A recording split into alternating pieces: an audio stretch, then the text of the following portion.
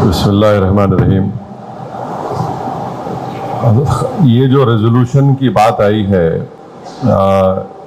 मेरे ख्याल से अब तो बहुत देर हो गई क्योंकि पार्लियामेंट से कानून बन चुका है।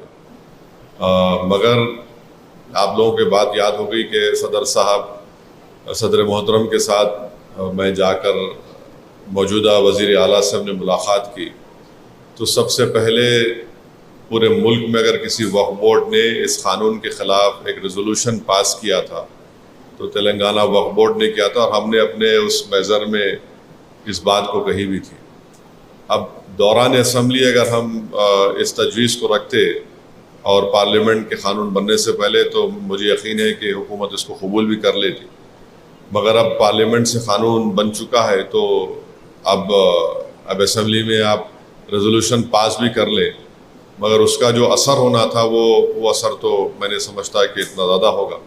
मगर अब अगर मानसून सेशन होगा तो हम इसको बात को हुकूमत के सामने रखकर हमारे MLAs इस बात का इसरार करेंगे कि कर्नाटका और तमिलनाडु की नहज पर आप भी इस रेजोल्यूशन पास करिए। मगर एक पार्लियामेंट में कानून बन चुका है, इसका हमको ख़ास लिहाज रखना पड़ेगा।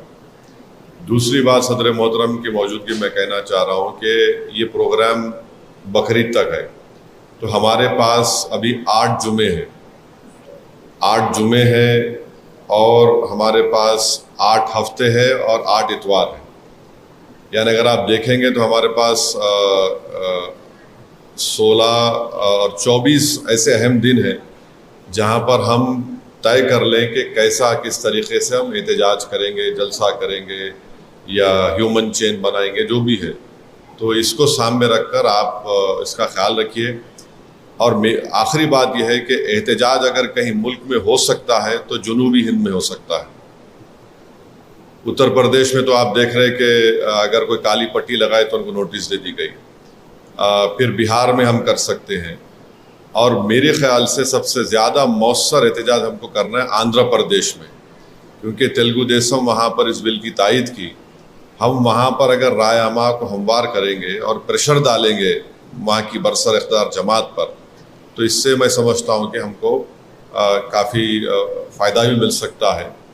और जहाँ तक आंध्र प्रदेश में चाहे कर्नूल हो, कड़पा हो, विजयवाड़ा हो, अगर आप समझते कि मेरे आने से कुछ फ़ायदा हो सकता है तो मैं हाजिर हूँ, बशर्ते कि आप पहले बता दीजिए। और जहाँ कहीं भी तेलंगाना में भी अगर आप समझते हैं कि हमको आना चाहिए, बराबर हम तैयार हैं आने के लिए। तो हमारा एहतजाज जो होगा तेलंगाना, आंध्र प्रदेश और किसी हद तक मराठवाड़ा, महाराष्ट्र में, मुंबई में। मगर अगर हम शुमाल में जाएंगे तो शुमाल में, उत्तर प्रदेश में तो हालात आप देख रहे हैं, हुकूमत वहाँ पर देगी नहीं देगी परमिशन नहीं मालूम। तो इस बात का ख्याल रखिए कि बकरीद तक हमारे पास 8 जुमे हैं, 8 हफ्ते हैं और 8 इतवार है।